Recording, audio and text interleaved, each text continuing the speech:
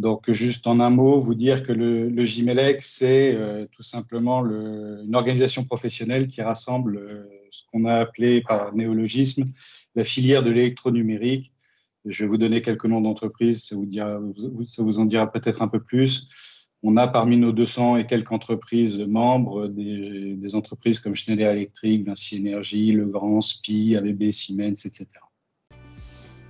On a aujourd'hui, au-delà du Covid, ou de la Covid, un enjeu mondial bien plus structurel, qui est l'enjeu du changement climatique et lié à cela, l'enjeu de la transition énergétique. Et ça, c'est un enjeu prioritaire au niveau mondial.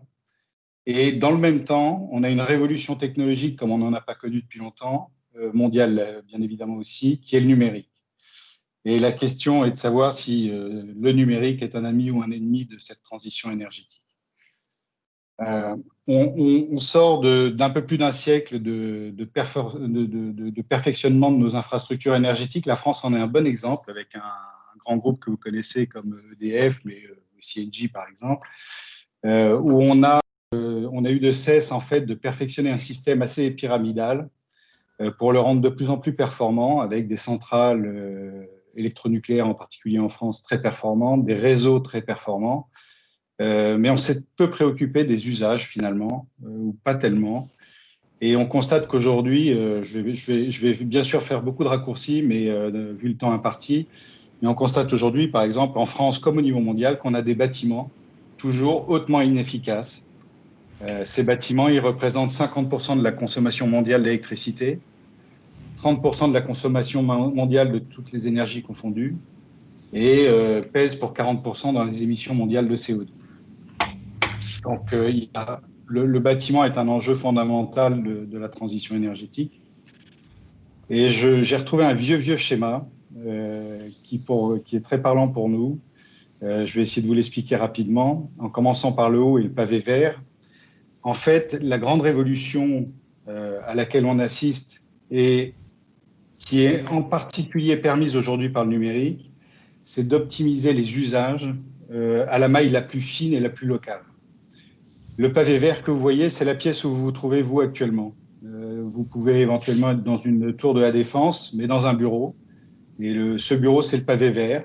Et on sait aujourd'hui, au niveau de ce bureau, optimiser tous les apports énergétiques, tous les fluides, de la façon la plus fine possible, en temps réel, en fonction de l'occupation, de votre activité, des apports extérieurs, du jour de la semaine, de la période de l'année. Voilà. Tout ça peut aller très très loin. On peut même éventuellement adapter, on ne le fera pas en France, mais on pourrait très bien reconnaître le sexe de l'occupant de la pièce pour adapter exactement le confort de la pièce au sexe de la personne si on fait un distinguo entre hommes et femmes sur la température ressentie, par exemple. On ne fera pas ça. Les Chinois le feront peut-être, mais a priori, on ne le fera pas en France. Mais voilà, on sait faire ça très finement et ça, c'est grâce en particulier au numérique parce qu'on a des capteurs qui communiquent avec un système qui automatise les fonctions et en particulier les fonctions énergétiques. Ensuite, on arrive au niveau du bâtiment lui-même où on va pouvoir contrôler toutes les pièces, tout le local et optimiser, sachant que ce n'est pas la somme des optimums qui fait l'optimum global. Donc, c'est avec éventuellement de l'intelligence artificielle, des systèmes auto-apprenants. On va pouvoir optimiser de la façon la plus fine la consommation globale du bâtiment en énergie. Et puis, on va remonter au niveau du quartier, du campus ou de la ville. Et là, on va agréger tous les pavés verts pour optimiser, là encore, une fois de plus, leurs besoins en approvisionnement énergétique. On va optimiser aussi le fonctionnement des transports, réguler les transports pour éviter les bouchons, pour éviter de la pollution. On va pouvoir réguler l'éclairage public, etc. Tous les apports de la vie de la ville. On va remonter ensuite au niveau régional ou national. Là, on va tomber sur quelque chose qui est peut-être plus connu, qui sont les smart grids, encore peu développés. Hein. On est au balbutiement de ce que peut être le smart grid de demain. Et on va gérer la stabilité, la disponibilité de la fourniture d'énergie et des réseaux qui acheminent cette énergie en fonction des besoins des pavés de la ville et des bâtiments, par exemple. On va gérer même de façon multidirectionnelle les besoins, non seulement en produisant éventuellement plus à un moment donné, mais aussi en effaçant éventuellement des consommations, en les reportant, les délestant, en faisant des échanges d'énergie entre différents blocs à tout moment, en temps réel, en fonction des besoins des uns et des autres et des disponibilités des uns et des autres. Voilà. Et puis, chaque niveau va, in fine, pouvoir intégrer de nouvelles sources de production décentralisées, que sont les énergies renouvelables, va pouvoir intégrer des nouveaux usages, comme le véhicule électrique, qui va lui-même être une disponibilité ou un potentiel d'énergie stocké dans la batterie, va pouvoir intégrer des stockages stationnaires, etc. Et on se retrouve avec un système qui n'est plus vertical, mais complètement horizontal, et qui va vivre de façon automatique et multidirectionnelle pour à tout instant, en fonction de besoins optimisés, fournir les énergies nécessaires de la façon la plus optimisée possible et en privilégiant bien sûr des sources d'énergie les moins carbonées. Donc, on est avec le numérique. Le numérique impacte donc tout ce processus énergétique, et en particulier celui du bâtiment. Et dès sa conception, parce que je n'en parle pas beaucoup là, mais on conçoit maintenant le bâtiment avec une maquette numérique. Et cette maquette numérique, elle va non seulement être utile à la conception du bâtiment, mais aussi à son exploitation, voire même à sa destruction, et va permettre d'aller chercher des gains énergétiques dont le potentiel est absolument considérable. Alors, on en est encore une fois au balbutiement de tout ça, mais les technologies existent et fonctionnent. Je vous prends un autre exemple de l'apport du numérique aujourd'hui, c'est la révolution de l'industrie 4.0, dont on parle beaucoup. J'ai pris un exemple de l'actualité récente. On a l'un de nos adhérents qui était impliqué dans cette aventure. Il y a, phénomène rare, une relocalisation de fabrication de chaussures de sport en France qui est en train de se faire.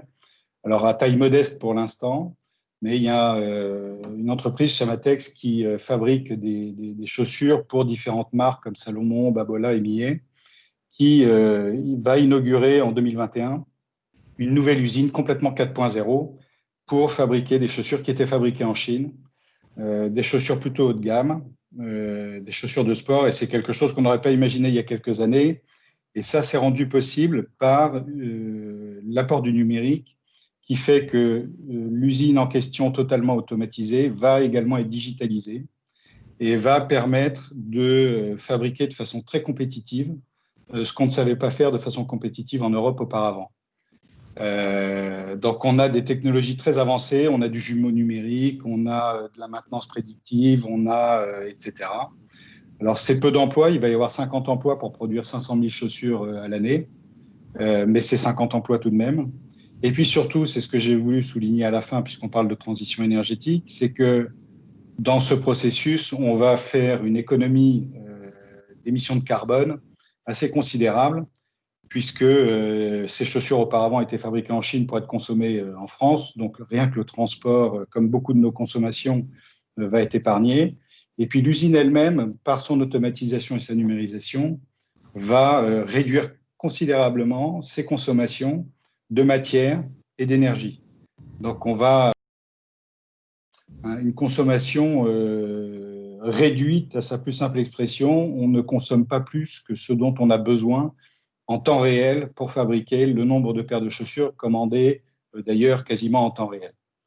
Voilà, donc ça, c'est une révolution importante qui va participer aussi à la décarbonation de l'industrie, qui reste au niveau mondial. Il faut garder à l'esprit que l'enjeu de la transition énergétique, il n'est pas français, il est mondial.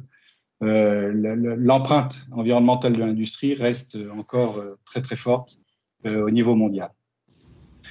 Donc quand on voit ça, on est tenté de dire que, et il y a plein d'autres exemples, hein, nous sommes tous en réunion aujourd'hui autour d'un ordinateur et on a tous évité de se déplacer et éventuellement avec des moyens carbonés pour se retrouver dans une même pièce.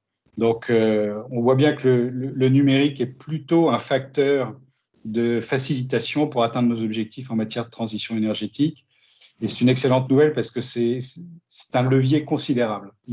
C'est un métier qui nous concerne beaucoup. Et on se rend compte que ce qu'on arrivait à faire avec les automatismes était satisfaisant, mais pas complètement. Et le numérique, tout d'un coup, donne une ampleur considérable à nos façons de traiter les réductions de consommation d'énergie et d'émissions de CO2. Le problème, c'est que le numérique est gourmand en énergie. Donc, je vais vous apporter peut-être quelques éléments. Alors, il y a des chiffres, il y en a des tonnes. Je voulais vous en présenter quand même quelques-uns pour vous donner des ordres de grandeur. On a aujourd'hui, parce que le principe, je vous l'ai dit, mais dans un bâtiment, pour que le numérique fonctionne, en fait, c'est simple. On met des capteurs de tout, des capteurs de qualité de l'air, des capteurs de température, d'hygrométrie, des capteurs de présence, des capteurs de… Voilà. Et on fait parler ces capteurs avec un système central, avec de l'intelligence dedans, de l'algorithme, et on prend des décisions pour gérer au mieux l'énergie du bâtiment. Et on se retrouve aujourd'hui avec à peu près 10 milliards d'objets connectés dans le monde. Alors, ce sont des chiffres, il y a différentes sources, mais on tourne toujours à peu près autour de ces chiffres. Les dépenses en IoT, donc en objets connectés, devraient dépasser 1 000 milliards de dollars en 2022 au niveau mondial. On aurait plus de 75 milliards d'objets connectés dans le monde en 2025. Donc, on est sur une pente ascendante très, très forte.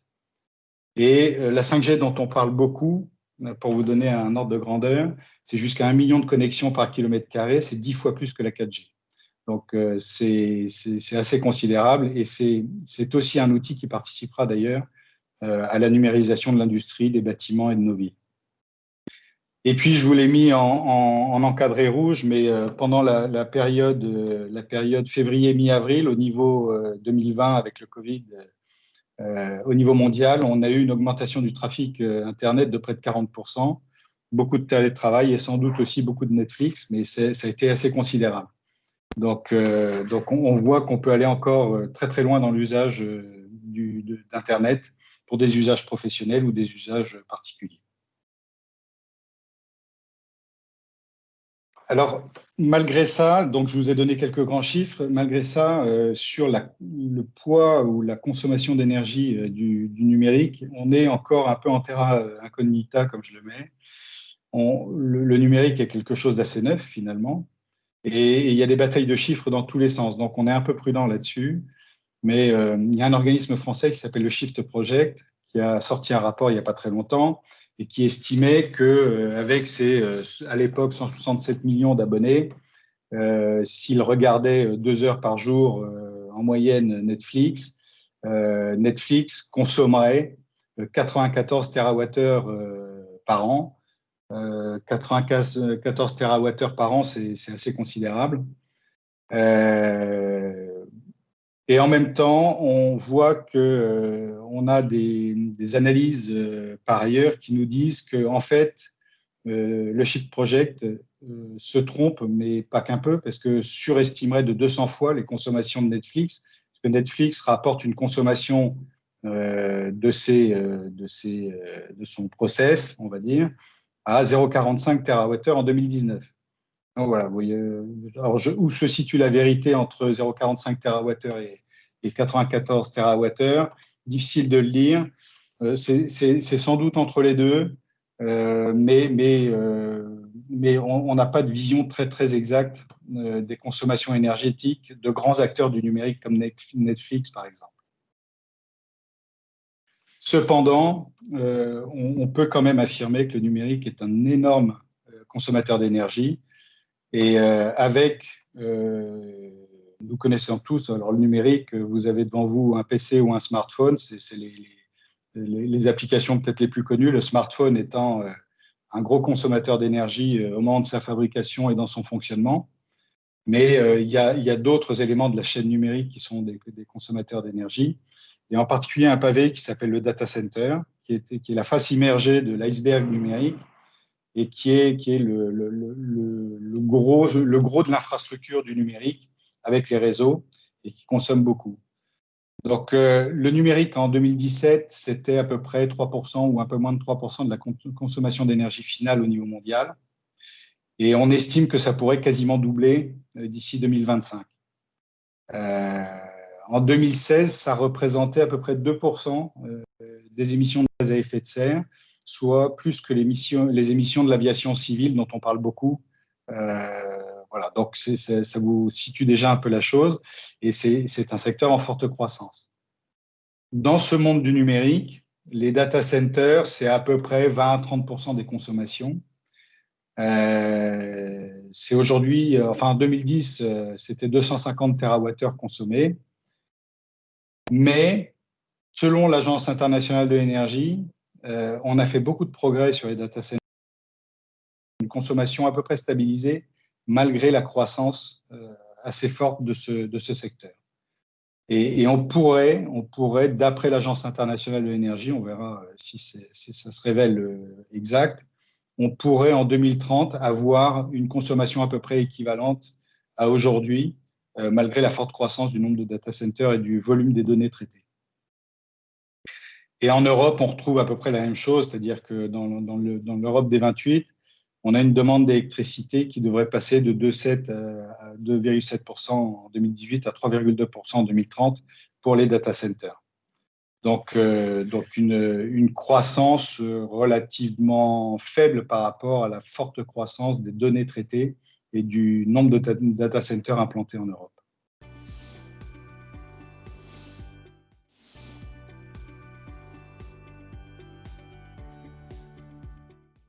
Alors, c'est un secteur consommateur, mais qui se soigne, on commençait à le voir, c'est-à-dire que, grosso modo, vous voyez par ces courbes et le petit tableau à droite qu'on a un trafic Internet qui est en pleine explosion, donc un facteur 5 en 6 ans entre 2015 et 2021. Alors je pense que c'est une source, là aussi, Agence internationale de l'énergie.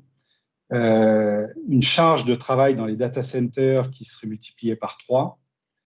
Et toujours selon l'Agence internationale de l'énergie, une consommation énergétique des data centers qui serait stabilisée pendant cette période, malgré la croissance. Voilà, donc on aurait, et tout ça grâce à d'énormes progrès dans les data centers, qui sont des usines numériques électro-intensives. C'est des racks et des racks de serveurs dans des immenses bâtiments, et avec deux gros systèmes derrière, un système électrique avec beaucoup d'équipements électriques pour faire fonctionner tout ça, et puis des systèmes pour refroidir, parce que vous l'avez vu avec votre smartphone ou votre PC, l'informatique, quand ça tourne fort, ça chauffe. Donc, il faut dissiper la chaleur, et cette chaleur, c'est de la perte d'énergie. C'est ça le problème que nous avons aujourd'hui. Mais il y a des progrès énormes qui sont réalisés par les gens de l'IT. Donc, il y a IBM autour de la table, mais il y en a plein d'autres qui font d'énormes progrès sur les composants de l'informatique pour arriver à consommer moins d'énergie. Et puis, il y a des progrès sur les logiciels qui permettent de faire des opérations de moins en moins complexes et du coup moins consommatrices d'énergie. Et puis, des progrès sur les équipements qui alimentent en énergie ces data centers pour être de plus en plus performants. Alors du coup, si je reviens à ma question, j'ai envie de faire une réponse de Normand, parce que c'est une question faite pour un Normand, ça, mais c'est à la fois un ami et un ennemi, ce numérique, parce que c'est évidemment un moyen formidable de réduire toutes nos consommations, d'optimiser tous nos procédés. En fait, dès qu'il y a un procédé, le numérique permet d'optimiser tout le procédé. C'est très, très impressionnant. On le voit dans l'industrie, on le voit dans les bâtiments, on le voit à tous les niveaux. C'est très impressionnant. Et le problème, c'est qu'effectivement, ce numérique consomme beaucoup d'énergie. Donc là, je vous ai mis une petite phrase du Shift Project qui est intéressante, c'est que c'est un système très performant, mais qui est lui-même soumis aux mêmes contraintes que les autres systèmes. C'est des lois physiques, donc il faut résoudre ces contraintes si on veut faire du numérique l'ami de la transition énergétique. Et ce numérique sera définitivement l'ami de la transition si on en fait un bon usage personnel et professionnel. Donc, on l'a vu pendant le premier confinement, mais les grands du streaming s'étaient engagés et ont fait le nécessaire pour réduire la qualité du streaming en matière de définition, pour pas saturer les bandes passantes, pour consommer moins de data et pour qu'il n'y ait pas de saturation des réseaux. Et ça a eu un impact sur les consommations d'énergie. Donc, il y a des façons raisonnables d'utiliser le numérique. Au niveau professionnel, ça veut dire qu'on peut capter toutes les données qu'on veut dans une usine, dans un bâtiment, dans une ville. On peut faire un système absolument extraordinaire, remonter toutes les données de tout ce qui se passe, mais ce n'est pas très raisonnable. D'abord, ça fait ça fait plus que du big data, ça fait des monceaux de big data à traiter, et ça consomme beaucoup d'énergie, ça consomme beaucoup de bandes passantes, et puis in fine, on ne sait pas bien pourquoi faire. Donc en fait, l'usage raisonnable au niveau professionnel, c'est de toujours utiliser le numérique comme un moyen qui sert un objectif. Et il faut toujours définir l'objectif avant de définir le moyen. Et l'objectif doit cadrer les données dont on a besoin, la taille du numérique dont on a besoin, et ça dimensionnera ses consommations énergétiques. Et puis, par ailleurs, il y a une priorité absolue, et en fait, on s'y consacre déjà beaucoup, et on voit dans les données de l'Agence internationale de l'énergie, même si elles peuvent éventuellement être contredites, on voit que les courbes de consommation d'énergie du numérique sont moins fortes aujourd'hui que la croissance du numérique lui-même. Et ça, c'est parce que le numérique, et en particulier les data centers sont le domaine où on fait le plus de progrès aujourd'hui en matière d'efficacité énergétique. Alors, c'est aussi parce que c'est un domaine nouveau, mais on est en train d'imaginer et d'inventer plein de choses pour rendre ces usines numériques plus performantes. Donc, ça peut laisser de l'espoir sur leur performance et sur la limitation, pas l'absence, mais la limitation de leur impact environnemental. Voilà. Et puis, on espère que du coup, les gains tirés du numérique pourront être supérieurs à son poids en matière de consommation et d'émissions de CO2.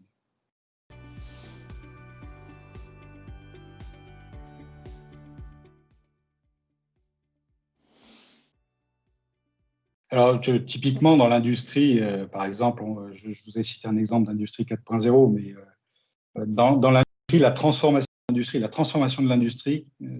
transformation numérique de l'industrie ne se fait pas sans accompagnement. Parce que c'est à la fois un changement technologique, mais c'est aussi un changement organisationnel. Parce qu'en fait, le numérique permet, comme je vous le disais, d'optimiser tout procédé.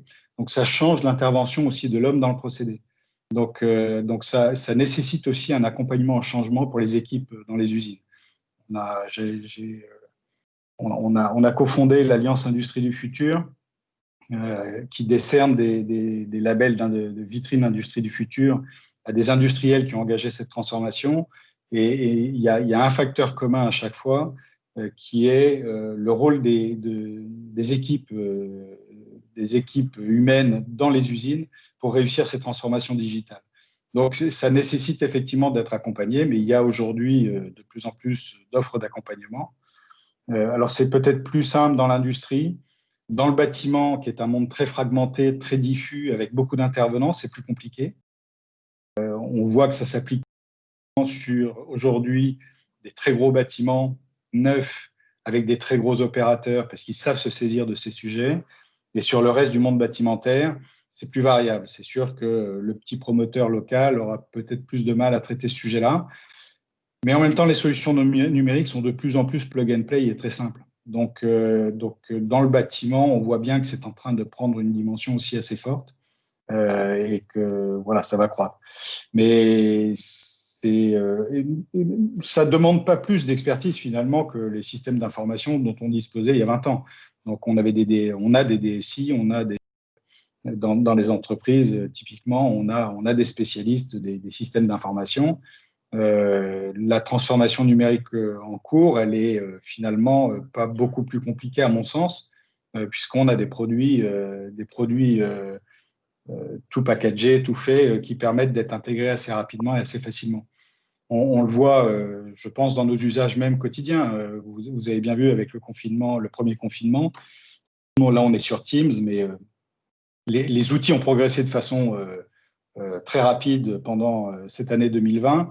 Teams n'avait pas tout à fait les mêmes fonctionnalités, les mêmes performances il y a un an. Et aujourd'hui, tout le monde fonctionne sur Teams ou sur Zoom ou sur WebEx ou sur ce que vous voulez, GoToMeeting, de façon intuitive et facile. Donc, on est aussi sur des produits de plus en plus intuitifs et de plus en plus faciles à intégrer dans des usages professionnels ou personnels.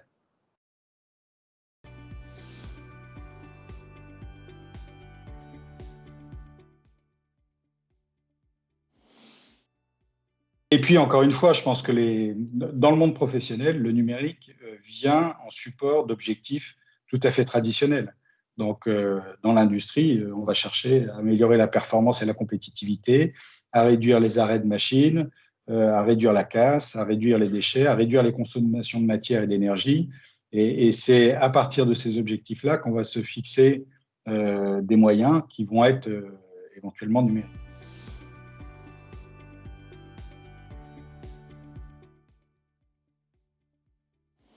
Alors, vous avez des données là-dessus. Vous savez à peu près exactement ce que représente l'utilisation de Netflix pendant 1 heure, ce que pèse l'envoi d'un mail avec une pièce d'1 mégabit attachée, etc. Donc, tout ça, c'est à peu près défini. Ce qui est compliqué dans les externalités. Côté bâtiment, je veux dire, l'objectif est simple. En fait, les bâtiments, grosso modo, à 2050, il ne faut plus qu'ils émettent de CO2. Enfin, c'est à peu près ça l'enjeu. Donc, de toute façon, ça va se mesurer assez simplement. C'est en pleine actualité, d'ailleurs, en France aujourd'hui, puisqu'il y a un projet de nouvelle réglementation sur les bâtiments et on vient d'en dévoiler un peu le contenu cette semaine, qui peut d'ailleurs ne pas faire plaisir à certains, puisque grosso modo, c'est en train de bannir toute énergie fossile du bâtiment. Donc, on va mesurer très simplement les émissions de CO2 des bâtiments et ça va être intrinsèquement lié aux consommations énergétiques. Là où c'est complexe, c'est d'abord sur l'énergie grise. C'est-à-dire que le numérique, la première part il y a 2 grands volets dans la consommation énergétique du numérique. C'est l'énergie grise consacrée à sa fabrication. En fait, votre smartphone, la grosse part d'énergie, avant même qu'il ait démarré, c'est sa fabrication. Donc là, on a un enjeu d'éco-conception, mais comme à peu près dans tous les domaines aujourd'hui, sauf que le numérique, par les matières qu'il utilise, les minerais qui sont utilisés, etc., est assez consommateur d'énergie au moment de sa production, de la production du hardware. Donc là, il y a un enjeu de réduction de ces consommations-là. Et puis après, le fonctionnement, donc, comme je vous l'ai dit, du numérique, à tous les étages. Et ça, je suis plutôt optimiste. Enfin, on est plutôt optimiste parce qu'on voit bien qu'on fait des progrès dans le fonctionnement des logiciels, des composants numériques, des capteurs qui quasiment plus d'énergie, qui se miniaturisent, qui fonctionnent que quand vraiment on en a besoin, des logiciels qui sont moins énergivores, des systèmes électriques, des data centers qui sont de plus en plus performants. Donc là, on voit bien qu'on progresse. Après, c'est quelle dose de numérique pour quelle externalité positive. Donc, faire du télétravail, on voit bien que ça permet d'éviter du trafic routier, par exemple. Mais ça peut avoir d'autres inconvénients. Donc, c'est là que, comme toute transformation de système, je ne suis pas sûr qu'on soit prêt aujourd'hui à mesurer l'impact positif réel. En revanche, ce qu'on sait, c'est que le numérique, il est inarrêtable. Alors, la France aime les débats, et c'est bien parce que c'est très démocratique. Ce qu'il y a, c'est qu'à un moment donné, il faut pas perdre de vue qu'on est un petit pays dans un vaste monde qui avance très très vite et le numérique va à une vitesse, mais j'ai quelques années d'expérience dans le métier que je fais. Vraiment, c'est une révolution technologique considérable, bouleversante, rapide, profonde, et elle est de toute façon inévitable. Sauf à ce qu'un pays, par dictature, décide de fermer ses frontières au numérique. Mais voilà, en dehors de ça, je ne vois pas d'autre issue. Donc, le numérique sera là, et donc il est impératif de veiller à sur toute la chaîne du numérique, de sa conception à sa fabrication et à son utilisation, à veiller à sa performance. Et là, il y a un potentiel considérable parce qu'on s'en est pas du tout on s'en est pas énormément préoccupé. Mais les coûts des énergies vont sans doute aider tout le monde à réfléchir. Les data centers, pourquoi progressent-ils si vite? Parce que ce sont des électro-intensifs. Donc, c'est exactement comme l'industrie sidérurgique à un moment donné qui a essayé d'optimiser et qui continue d'ailleurs à optimiser son process pour consommer moins d'énergie, parce que l'énergie est un élément du coût de production qui est tout à fait visible et important pour la compétitivité des acteurs. Donc, le monde du data center, il ne le fait pas par vertu, ou pas que par vertu, mais il est en train de progresser parce qu'il voit bien que ça allège sa facture et que ça améliore sa compétitivité. Et puis, malgré tout, on voit bien que l'orientation bas carbone du monde et de la finance associée fait que les grands acteurs, et ça, ils ont un rôle on n'a plus le droit de dire premier de cordée, donc il faut faire attention, je ne sais pas quoi, de tête de filière, mais les grands du numérique, les GAFAM en particulier, qui sont des gros consommateurs énergétiques, se lancent dans le monde de l'énergie pour faire de la production d'énergie décarbonée. Ça, c'est une chose. Et puis, imagine des moyens pour avoir un impact environnemental très réduit parce qu'ils savent que leur business peut être critiqué sur ce point-là. Donc c'est un enjeu considérable pour les GAFAM aujourd'hui, mais pour d'autres acteurs, que d'être le plus neutre possible en termes d'empreinte environnementale.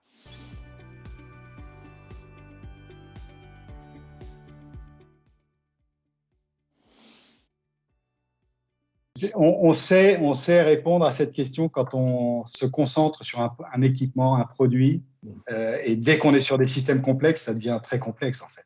Donc on n'est pas on n'a pas beaucoup de démarches normalisées sur les mesures d'externalité. Typiquement sur les smart grids, on a fait des études d'une complexité rare avec RTE, avec Enedis. Et bon, c'est tellement complexe que le résultat est assez complexe et que Mais intuitivement, ce qui est certain, c'est que, je reviens d'ailleurs, je parle de RTE et Enedis, mais ce que je disais en préambule, on a perfectionné pendant très longtemps des systèmes qui sont j'ai envie de dire, d'une bêtise absolue. C'est-à-dire que notre système énergétique est conçu comme nos autoroutes. Le péage de Saint-Arnoux, qui est le péage le plus fréquenté de France, il est conçu pour accueillir le moins mal possible le pic du 15 août. Nos réseaux et nos infrastructures énergétiques sont conçus pour pouvoir supporter le moins mal possible le pic hivernal du mois de janvier ou février, le pic de consommation. Et ça, ce qu'on ne dit pas, c'est que notre système, il est performant, de plus en plus performant énergétiquement parlant, mais au prix d'infrastructures considérables. Donc, c'est du CAPEX, c'est de l'immobilisation d'argent de façon phénoménale. Et puis, c'est de l'infrastructure qu'il a fallu fabriquer, c'est du minerai, là aussi, c'est du transport, etc. Donc, c'est des infrastructures coûteuses énergétiquement et en termes de CO2. Et en fait, c'est là que le numérique, quand même, a quelque chose de magique. C'est réduire considérablement ces infrastructures qui seront toujours nécessaires, qui auront même un rôle sans doute encore plus primordial, parce que c'est un rôle d'équilibre constant entre toutes les parties prenantes, productrices et consommatrices d'énergie. Mais ces infrastructures, on peut les optimiser de façon considérable. Les bâtiments, les systèmes dont je parlais tout à l'heure, en fait, les bâtiments, aujourd'hui, en fait, avec nos systèmes, les systèmes numériques, on gère aussi l'occupation du bâtiment et les mètres carrés alloués aux occupants. Et on optimise les surfaces mais de façon considérable. Et on a sans doute, pour l'immobilier de bureau en tout cas, 20 à 30% de surcapacité en Île-de-France, qui peuvent être gommés par le numérique. Et ça, c'est beaucoup d'énergie économisée. C'est aussi une empreinte de la ville, sans doute, qui peut être réduite, etc. Mais oui, je réponds avec des intuitions. Je n'ai pas de chiffres à vous donner. On ne sait pas mesurer, enfin, à ma connaissance, on ne sait pas bien mesurer les externalités positives ou négatives. Alors, si on peut éviter l'arbitrage en matière de fourniture d'énergie, ça serait quand même pas mal. Que la qualité du streaming de Netflix soit un peu réduite, ça me semble moins gênant. On a accepté les coupures de téléphone qu'on ne connaissait pas quand on avait nos téléphones en bakélite, hein, donc, ou quasiment. Donc, quand on est passé au portable, on a tout d'un coup accepté que le tunnel coupe la conversation ou qu'on entende très mal. Donc, on peut éventuellement, pour certains usages, l'accepter. Le but, et ça, le numérique peut nous y aider, c'est l'un des objectifs, c'est d'éviter, par contre, pour les d'avoir ces coupures. Alors, on peut avoir éventuellement des reports de choses pas indispensables, on peut lisser les consommations, on peut faire des choses, mais éviter les coupures.